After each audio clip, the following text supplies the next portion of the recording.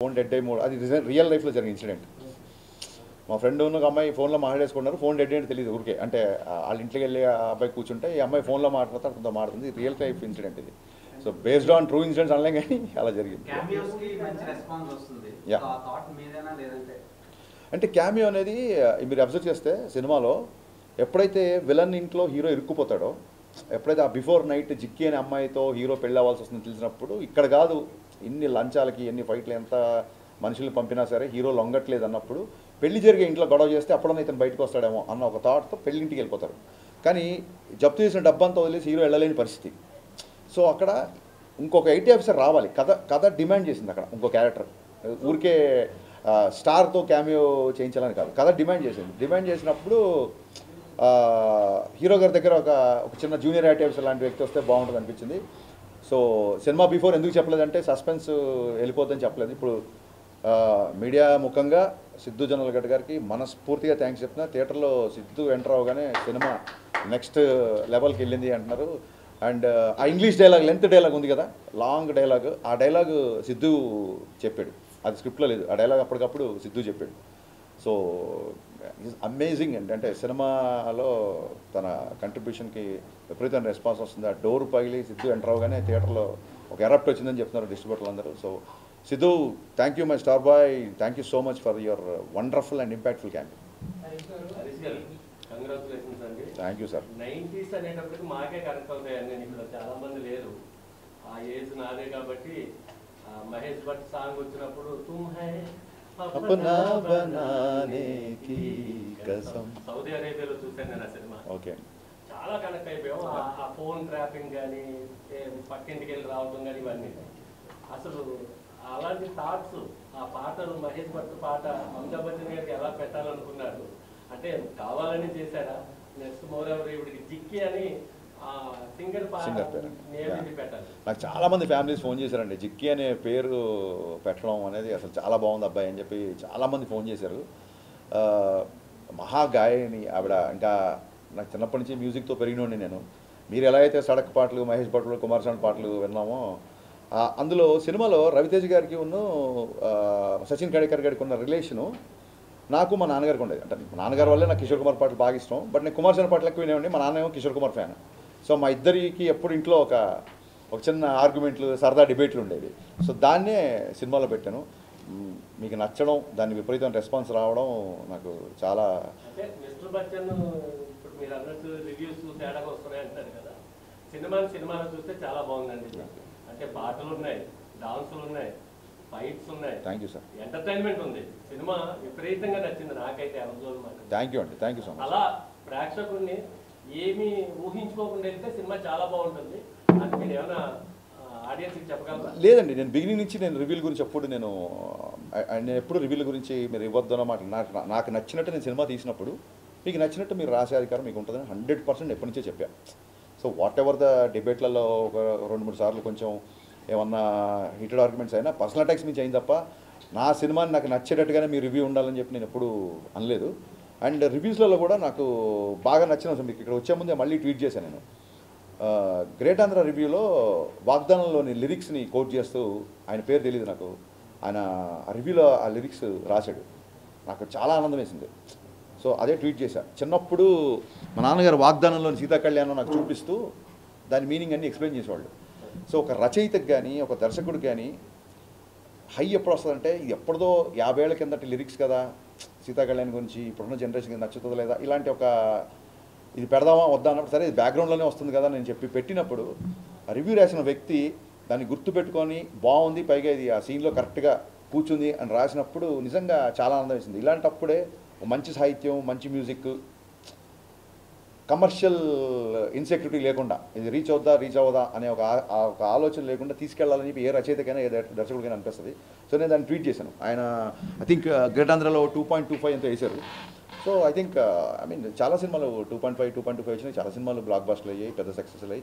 నాకు ఓకే లేదండి, అలాగా జర్నలిస్టులు ఎప్పుడూ బ్లాక్ చేయలేదు. నేను బ్లాక్ చేసేవాళ్ళు ఎవరంటే కొంచెం బూతులు మాట్లాడుతూ ఇంట్లో ఉన్న లేడీస్ని తిడుతూ అలాంటి వాళ్ళని బ్లాక్ చేస్తాను తప్ప నీ సినిమా బాగాలేదు ఇప్పుడు ఇన్ని అప్రిషియేషన్ వచ్చినప్పుడు ఎక్కడో కొంత ఒక నెగిటివిటీ ఉన్నప్పుడు అది తీసుకోకపోతే ఎలాగ మొత్తం ఆబాల గోపాల నా సినిమా అలరించాలని కోరుకోవడం కూడా అత్యాశే. డెఫినెట్గా కొంతమంది నచ్చలు ఉంటారు, వాళ్ళు మాట్లాడుతుంటారు, because we have a digital evolution these days, అది ఉంటుంది. కమింగ్ టు ద జర్నలిస్ట్, ఆయన ఏం చేశారంటే ఒక ఫోటో ఏదో పెట్టి ఇది దాని గురించి ఏదో కామెంట్ చేశారు. సో చాలామంది అడుగుతున్నారు ఎందుకు మీరు దాన్ని కౌంటర్ చేయట్లేదు, అభిమానులు అందరూ మన ఇష్టపడేవాళ్ళు, సినిమా నచ్చిన వాళ్ళు అందరూ. అదేమైందంటే first day of the shoot అండి. బేసిక్గా first day of the shoot Shekhar master ఎప్పుడైతే డ్యాన్స్ మూమెంట్లు మూవ్లో వెళ్ళిపోతాయి అనుకోండి, అది ఎప్పుడు చూడడానికి ఎబ్బెట్టుగా ఇబ్బందిగా ఉండకపోవచ్చు. మీరు ఎప్పుడైతే డ్యాన్స్ మూమెంట్ని మ్యాగ్నిఫై చేసి ఫోటో తీసి స్క్రీన్ చేశారనుకో, అది ఒక పోస్టర్ లాగా మీరు ప్రత్యేకంగా తీస్తే, పోస్టర్ ఇస్ స్టిల్ కదా, స్టిల్ ఫోటోగ్రఫీ కదా. సో స్టిల్ ఫోటోగ్రఫీ చూస్తే మీరు ఏ పాటలో ఏ స్క్రీన్ షాట్ తీసినా మీకు ఇబ్బంది కలిగేలా చేయొచ్చు బేసిక్గా. అయినా సరే నేను దాన్ని ఎందుకు కౌంటర్ చేయాలంటే, శేఖర్ మాస్టర్ చాలా పెద్ద మాస్టర్, ఫస్ట్ డే షూటు ఆ మూమెంట్ అతను కంపోజ్ చేసినప్పుడే ఇది పెద్దగా ఎంకరేజింగ్ ఏం లేదు, పెద్దగా అవసరం లేదని నాకు ఒక చిన్న థాట్ వచ్చిందండి బేసిక్గా. But first day shoot master రాగానే ఈ మూమెంట్ వద్దు ఆ మూమెంట్ వద్దంటే డైరెక్టర్ ఆయన ముందు లోలో అయిపోతాడు. ఆ ఫస్ట్ డే షూటింగ్ సెటప్ చేసే టెన్షన్లో ఉన్నాను నేను. సో ఆ రిహార్సల్ చేసినప్పుడు నాకు అనిపించింది ఈ పాటకి ఈ మూమెంట్ అవసరం లేదు, ఎందుకంటే చాలా మంచి లిరిక్స్తో వెళ్తుంది పాట. కానీ మాకు సెన్సార్లో కూడా అలాగ డ్యాన్స్ మూవ్లో ఉంటుంది కాబట్టి పాస్ అయిపోయింది, దాన్ని పెద్దగా పట్టించుకోలేదు. ఎందుకు కౌంటర్ చేయలేదు ఆ విషయంలో మూర్తి గారిని అంటే, అన్ని విషయాలు మనమే కరెక్ట్ అయిపోం. డెఫినెట్గా అన్ని విషయాల్లో నేనే కరెక్ట్ అవ్వాలని రూల్ లేదు కదా. సో అతనికి ఆ మూమెంట్ గురించి అతను ఫీల్ అయ్యాడు. బట్ సినిమాలో చాలా మంచి విషయాలు ఉన్నాయి, దాన్ని కూడా మనం భూతత్వంలో చూపించవచ్చు.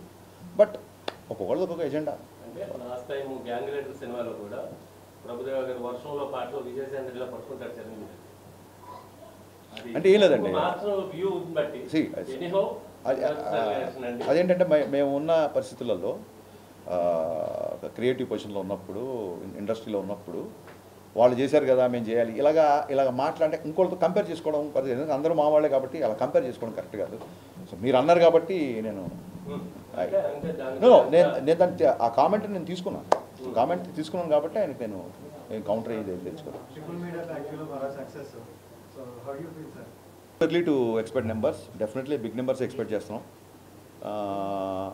ఇంకా ఈ హాలిడేస్ అయిపోతాయి, వరుసగా హాలిడేస్ ఉన్నాయి కాబట్టి విపరీతంగా ప్రతి కామన్ ఆడియన్స్ సినిమాకి వచ్చే అవకాశం ఎక్కువ ఉంది. సో దాని తర్వాత మా డిస్ట్రిబ్యూటర్ గారు చెప్తే అక్కడి నుంచి స్టార్ట్ చేస్తాం మళ్ళీ. యా నావి ఫినిష్ చేద్దామండి, ఆ తర్వాత సార్ కానీ భాగ్యశ్రీ కానీ కూర్చుంటాం. మీరు చెప్పండి.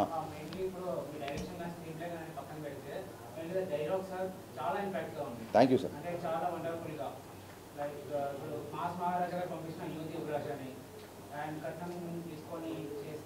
కట్నం తీసుకొని కాపురం చేయడం, మగవాడు వ్యభిచారం చేసినట్టు డైలాగ్ చాలా అప్లాస్ వచ్చిందండి. చాలామంది లేడీస్ కాల్ చేసి చెప్పారు, చాలా మంచి డైలాగ్ రాశారండి.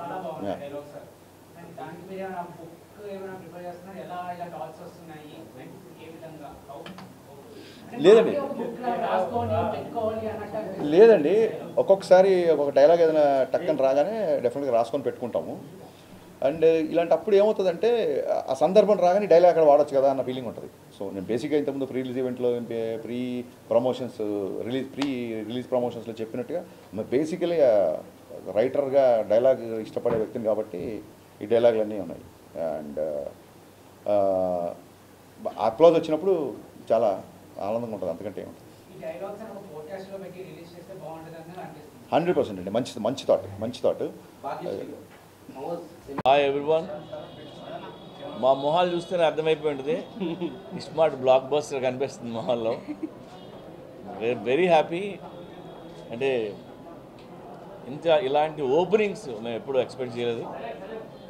అండ్ ప్రతి ఊర్లో థియేటర్లు అయ్యి పెంచిన ఇంకా రిటర్న్ క్రౌడ్తో అసలు అండ్ థియేటర్లో ఇవాళ మార్నింగ్ షో చూసాం. అండ్ రెస్పాన్స్ కానీ అన్నీ, అండ్ ఈ సినిమాని సపోర్ట్ చేసి టికెట్లు కొని ఇప్పటివరకు చూసిన వాళ్ళందరికీ పేరున థ్యాంక్స్ చెప్తాను. Love you all. అండ్ చాలామంది నాకు జీవి అయితే మంచి కామెంట్ పెట్టాడు, book my show bleeding red అని. అండ్ ఇంకొక ఎవరో ఆయన నాకు చెప్పాడు, అందరూ మాసే సార్, అయితే ఇలాంటి మాస్ సినిమాలు లేకుండా రాకపోవడం వల్ల కొద్దిగా క్లాస్ అనే వేషం వేసుకొని మల్టీప్లెక్స్లో బతుకుతున్న వాళ్ళంతా ఇస్మార్ట్ శంకర్ చూసి గుడ్లు చెంపుకొని బయటకు వస్తున్నారని చెప్పాడు. Very happy. అండ్ ఇక్కడ రామ్ లేడు, అది ఒక్కటే రామ్ని మిస్ అవుతున్నాం. And I think planning some tour also. So పర్సనల్గా వచ్చి మిమ్మల్ని అందరినీ కలుసుకుంటాం. Thank you. అంతే.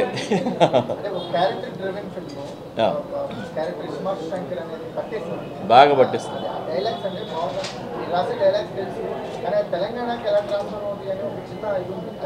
అది కూడా పోయింది.